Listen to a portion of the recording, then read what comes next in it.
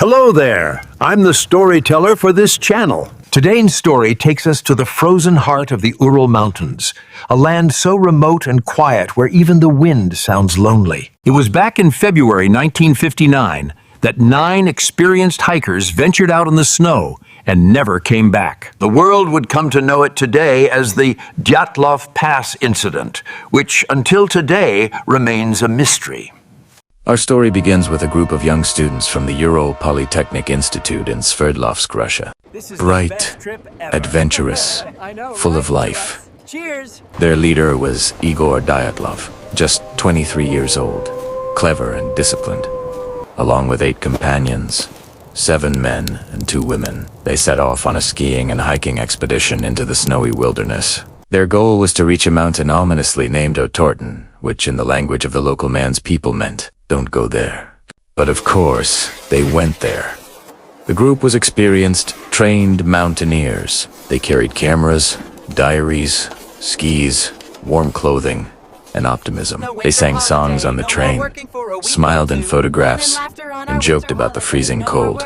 Their journey was meant to earn them a high-level hiking certification. Nothing they hadn't prepared for. But something happened out there that no one could ever explain. A storm was brewing. Their diaries stopped that night. Weeks later, when they failed to return, search teams went out to look for them.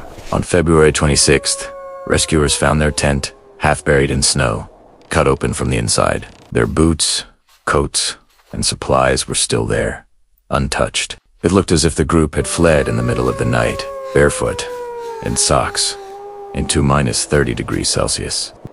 Why would trained mountaineers do that? That question still haunts us. As rescuers followed footprints down the slope, they found the first 2 bodies near a tree line, under a pine. They were barefoot, wearing only underwear, lying beside the remains of a small fire. The tree above them had broken branches, as if someone had tried to climb it, maybe to look for the tent, or escape something unseen. 3 more bodies, including Dyatlov himself, were found halfway between the tent and the tree line. They'd collapsed in poses suggesting they were trying to crawl back uphill to camp. The remaining 4 weren't found until 2 months later, buried under meters of snow in a nearby ravine. And here's where things turned truly strange. 2 of those bodies had major internal injuries. Crushed chests, skull fractures, but no external wounds. Another was missing her tongue, eyes, and part of her face. Their clothes emitted small traces of radiation. Now, what on earth could do that? The official investigation concluded that the hikers died from a compelling natural force. That's it. No details, no cause, just a compelling force. Then, theories exploded.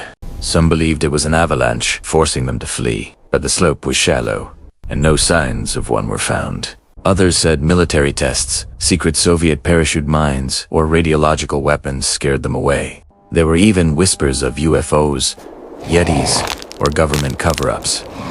Some think a katabatic wind, a rare, sudden blast of cold air, terrified them into irrational panic. Others believe infrasound from the wind, vibrating through the mountain, caused feelings of dread, driving the group insane. But none of these theories perfectly fit every clue. How do you explain the missing tongue, the crushed ribs without bruises, the cut-open tent, the footprints calmly walking into the dark? The pass was closed to hikers 4 years afterward. Families demanded answers but received none. The case files were sealed for decades. When they were reopened years later, they revealed inconsistencies such as missing photos, altered documents, and vague testimonies. Some rescuers reported that the hikers' skin had a strange orange tint. Others claimed their hair had turned gray. Every fact added more questions. In 2019, the Russian government reinvestigated and officially blamed an avalanche. But independent experts who examined the slope say that's unlikely. So here we are, 65 years later, and the Dyatlov Pass still whispers its secrets into the snow. If you ever hike there today, they say the wind sounds like voices calling across the mountains. Sometimes you might feel watched by the memory of 9 souls who ran barefoot into the night, leaving behind a mystery that refuses to rest. Maybe it was nature. Maybe something darker. Or maybe it was just fear itself. Whatever it was, The mountain kept its silence, and the story of Dyatlov Pass remains one of the coldest unsolved mysteries in history.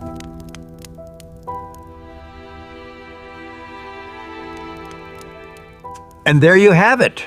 If you enjoyed this video, be sure to subscribe for more interesting stories told by me, because history is full of surprises and we're just getting started. Goodbye and see you in the next video.